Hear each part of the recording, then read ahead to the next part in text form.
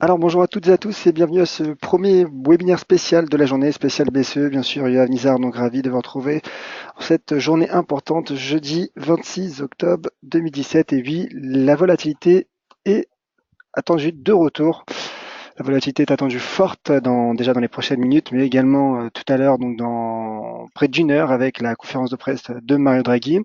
Alors n'hésitez pas à me confirmer sur le chat que le son image fonctionne bien. Et d'ailleurs, j'en profite pour vous saluer car vous êtes nombreux sur le chat aujourd'hui. Vous êtes nombreux également présents pour ce webinaire. Donc sachez que ça me fait énormément plaisir. Donc je laisse prendre connaissance de l'avertissement lié au risque trading. Et puisque je suis dans les remerciements, j'en profite également pour vous remercier car hier, vous avez été aussi très nombreux à suivre le live spécial d'Alexandre Baradez donc en ma compagnie. C'était un vrai plaisir donc d'organiser ce premier live spécial depuis Daily FX version 2, nouveau projet.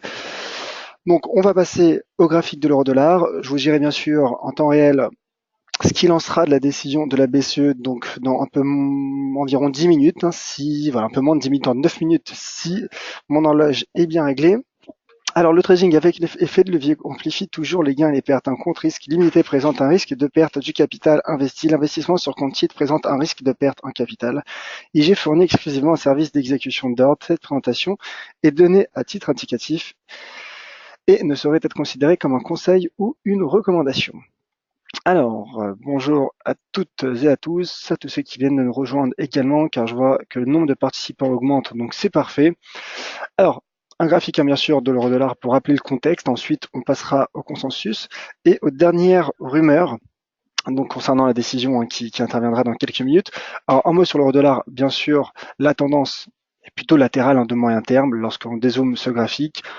Alors, on s'en rend compte, depuis la fin du mois de juillet, le marché a fluctué finalement entre les 1,17 et les 1,21, certes, ce qui est un range conséquent, mais comme j'ai expliqué lors du webinaire de mardi, il me semble, en effet, on peut diviser ce trading range en deux rectangles. Le rectangle situé entre 1,1727 et 1,1875 et celui entre 1,1875 et 1,20 avec le point haut 1,21. Mais là, le niveau de résistance, selon moi, se situe tout de même à 1,20, d'autant plus qu'il s'agit d'un seuil psychologique et symbolique. Alors, j'espère que le son et l'image fonctionnent bien de mon côté, tout va bien. N'hésitez pas à me le confirmer tout de même sur le chat, s'il vous plaît, de façon à ce que tout soit clair. Donc il nous reste 8 minutes avant la décision de la BCE. Je garde un œil bien sûr sur mon autre écran et donc sur la décision de la BCE et un œil donc avec vous également donc sur ce graphique de l'euro-dollar. Alors ce qui est intéressant de constater, et d'ailleurs Alexandre Baradez en a parlé hier, c'est ce niveau de support près des 1,17. Donc moi sur mon graphique j'ai situé 1,1727 qui en effet je trouve très intéressant car à de nombreuses reprises le marché a tout simplement été rejeté ou plutôt soutenu, porté par ce seuil, bien que on s'en rappelle lors de la séance NFP du 6 octobre dernier, le marché est atteint un point bas sous les 1,17, mais en effet ça a été très rapide. Le marché a ensuite rebondi par donc ce marteau, en effectuant ce marteau et en atteignant les 1,1875. 1,1875 aussi, qui est un magnifique seuil d'inversion de polarité, puisqu'il a joué à de nombreuses reprises depuis le mois de juillet un rôle de résistance, puis un rôle de support, et désormais donc il joue un rôle de résistance. Alors clairement, la tendance haussière serait relancée en cas de franchissement d'1,1875. Pour le moment, je dirais l'une des seules garanties que nous avons, en tout cas que nous donne le marché, c'est ce support à 1,1727. Alors bien sûr, c'est une garantie pré-BCE, car on sait qu'avec la forte volatilité en tout cas peut aboutir sur des breakouts. Donc on verra s'il y aura un breakout dans quelques minutes, ou peut-être même dans près de 50 minutes avec donc la conférence de presse de Mario Draghi qu'on suivra ensemble pour un nouveau webinaire. Alors ce sera sur un autre lien, je vous le donnerai sur le chat si vous le souhaitez donc en fin de webinaire. Alors un mot sur les dernières rumeurs concernant Mario Draghi. Un mot donc.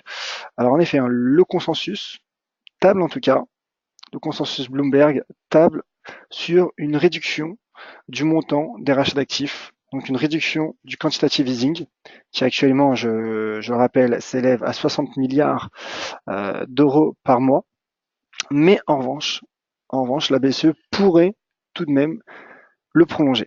En tout cas, c'est l'avis du consensus. Donc le consensus table sur une réduction de moitié de 50%, ce qui n'est pas rien, ce qui est conséquent du quantitative easing, en tout cas du moins du montant du quantitative easing, pardon, mais également un prolongement de celui-ci. Alors concernant les taux, le consensus attend un statu quo avec un taux principal, donc taux de refinancement à 0% et un taux donc de rémunération des dépôts à moins 0,4%, un taux qui est toujours donc négatif. Et on en saura un peu plus. On en saura un peu plus donc dans 5 petites minutes, moins de 5 minutes même. Alors, n'hésitez pas, je vous rappelle également à poser toutes vos questions sur le chat et j'y répondrai. Voilà, si vous avez des questions en amont de cette décision, même si tout simplement vous avez des infos, n'hésitez pas à nous les faire partager. Et bien sûr, j'en ferai part à toute la communauté d'EliFX. Alors, en attendant, on va jeter également un œil sur le DAX, puisque le DAX et le CAC 40 en seront bien sûr impactés, pourraient être également fortement impactés par cette décision. Mon graphique qui arrive dans un instant, le voici. Alors, voici mon graphique du DAX. Je parlais de mouvement de tendance latérale sur l'euro-dollar. À court terme, on retrouve également un mouvement latéral sur le DAX depuis l'entame du mois d'octobre. Il y a toutefois ce soutien à 12 935 points. Mais on voit finalement qu'il n'y a pas non plus de breakout de résistance, il n'y a pas de franchissement de résistance. Donc dans ce contexte, c'est un peu, je rejoins un peu mon analyse sur l'euro-dollar. Nous avons un niveau de support solide pour du court terme cette fois-ci, à 12 935 points, et une résistance, pour être franc avec vous, que j'ai eu du mal à positionner, j'ai eu du mal à situer, car il s'agit plutôt d'une résistance oblique qui n'en est pas vraiment une. Voilà, on peut en trouver une petite peut-être, une faible, mais voilà, des niveaux de résistance un peu indécis, tendance latérale finalement, mais encore une fois, c'est ce niveau de support qui pour le moment fait réagir les marchés à l'inverse d'un niveau de résistance. Donc toutefois, sur du moyen terme, mon sentiment reste haussier sur le DAX au-dessus des 12 872. Alors certes, un doji a pris forme la semaine passée en données hebdomadaires. Il a abouti déjà sur un léger repli, même sur un mouvement latéral, puisque je rappelle que le doji est une bougie d'indécision, donc typiquement qui pourrait annoncer, selon l'analyse technique bien sûr, la fin de la tendance en cours, et un pullback finalement sur cette zone 12 872, 12 900 pourrait être en train de prendre forme. Donc en cas de Draghi et de BCE accommodant dans les prochaines minutes, le DAX pourrait en effet repasser au-dessus des 13 000 points et pourquoi pas atteindre ma cible de moyen terme à 13 100 points, qui est quasiment le poids haut atteint la semaine passée sur l'indice allemand. Alors un mot sur le CAC 40 et ensuite on passera donc à la BCE, à la décision de la BCE, le CAC 40 donc également qui se stabilise sur un mouvement latéral. Je vous ai mis ce graphique 4 heures.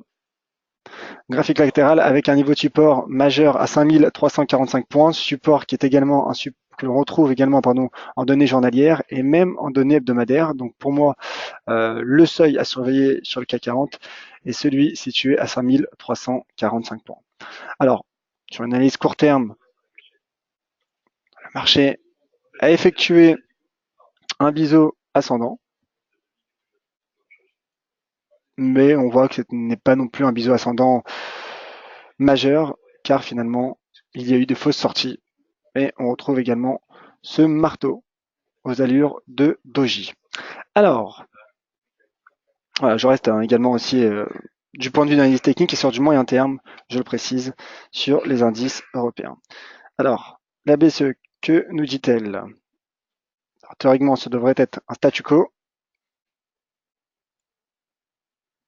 Alors, dans 10 secondes, on nous dit on va repasser sur le graphique de l'euro-dollar en attendant. Et je vais diminuer la périodicité pour analyser les mouvements. Alors, grosse mèche hausse. Alors, apparemment, il y a une mesure au quiche selon le marché. En tout cas, le marché anticipe avec cette bougie, cette énorme bougie haussière. Alors, je n'ai toujours pas les informations, n'hésitez pas à me faire savoir sur le chat. Les taux sont inchangés. Merci Alexandre qui me l'indique en direct. Donc, les taux sont inchangés. Et pour le QE, j'attends d'avoir l'information. Pour le QE, je n'ai pas encore l'information. En tout cas, l'euro-dollar baisse fortement. Chute en 1 minute. Alors certes, c'est en 1 minute, il faut relativiser, mais tout de même, gros mouvement baissier de l'euro-dollar. En 1 heure, on voit également, en 1 heure, il y a un breakout de support à 1,18. Le marché est repassé sous les 1,18. L'euro qui lâche, clairement, l'euro qui est vendu. Première réaction fortement baissière, taux inchangé et le QE qui a peut-être également été inchangé. Pardon. Extension des achats d'actifs en 2018. Donc le QE qui est bel et bien prolongé par la BCE.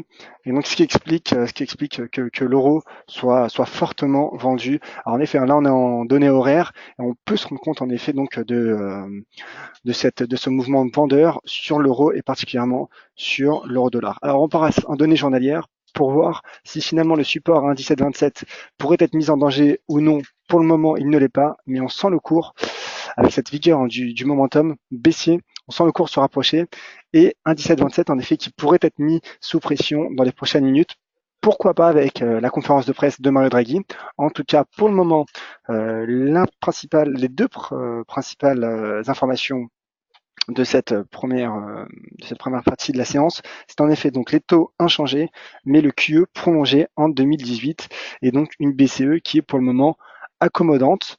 Sur le plan de l'analyse technique, l'euro-dollar est sous pression, mais ce support majeur que je présentais il y a quelques minutes à 1,1727 n'est pas encore mis sous pression. Voilà. Un mot sur le DAX. Alors un mot sur le DAX, réaction du DAX qui a théoriquement progressé, j'imagine. Alors voici le DAX qui progresse. Voilà, donc le DAX qui progresse logiquement. Le DAX qui progresse et donc qui bien sûr préserve son support à 12 935 points. Et donc en effet, potentiel aussi pour le DAX qui pourrait donc atteindre aujourd'hui même notre objectif à 13 100 points. Donc regain de volatilité comme attendu et logique, je dirais. Le DAX donc qui est haussier, qui n'a pas encore franchi cette oblique baissière en 4 heures, mais oblique baissière qui joue un rôle de résistance sous pression. Voilà. Pour le coup, nous avons un niveau de résistance oblique sur le DAX sous pression, à la différence de l'euro-dollar dont le support principal n'est pas encore en danger pour le moment. Il est en danger bien sûr, il est en danger puisque Mario Draghi interviendra donc dans quelques minutes. Mais pour le moment, en tout cas, les indices européens saluent cette décision accommodante donc de la BCE. Un mot sur le CAC. Ensuite, je passerai aux éventuelles questions. Donc le CAC également qui bondit et qui se rapproche un peu plus des 5500 points du point de vue de l'analyse technique, qui retrouve quasiment un peu l'image du DAX, la partie supérieure de ce biseau ascendant. Et donc, bien sûr, on s'attend à des mouvements correctifs, mais pour le moment, en tout cas, le CAC reste bien sûr bien orienté. Et donc, je maintiens plus que jamais mes stratégies haussières de moyen terme sur les indices européens et notamment donc sur le CAC et le DAX. Et d'ailleurs, sur ce graphique qui est en train de se télécharger, voilà, c'est fait en données hebdomadaires. Finalement, on se rend compte que l'analyse technique a été limpide, puisqu'en effet, on retrouve cette ancienne résistance qui joue désormais un rôle de support à 5345 points, sur lequel le CAC 40 a effectué un pullback. Et donc le potentiel est haussier, selon moi, en amont bien sûr, de la seconde vague de volatilité attendue dans maintenant 40 minutes avec la conférence de presse de Mario Draghi. Alors, je passe aux éventuelles questions, je regarde tout de suite le chat. Voilà, donc pas d'autres questions, pas de réaction. Alors, on se retrouve donc dans 3 quarts d'heure. Pour suivre en direct l'évolution de l'euro-dollar et des indices européens suite donc à l'intervention à la conférence de presse de Mario Draghi. Et voilà, bien sûr, je vous dirai ce qu'il en sera et je donnerai les principales déclarations de Mario Draghi. Merci à toutes et à tous d'avoir été si nombreux pour ce premier live spécial. Alors oui, le lien pour le second live, pour le second webinaire, vous le retrouvez tout de suite sur le chat. Je vous l'envoie. Le voici. N'hésitez pas donc à me rejoindre. Voilà, vous avez dû le recevoir normalement. Inscrivez-vous, ça prend quelques secondes. C'est vrai que nous avons divisé en 2 liens d'inscription. Donc voilà, n'hésitez pas à nous retrouver tout à l'heure et à retrouver toutes nos stratégies euro-dollar, CAC 40 et DAX pour la conférence de presse de Mario Draghi suite à ce statu quo de la BCE. Merci à toutes et à tous et à tout à l'heure. Et merci mon cher Gilles également sur le chat. Au revoir.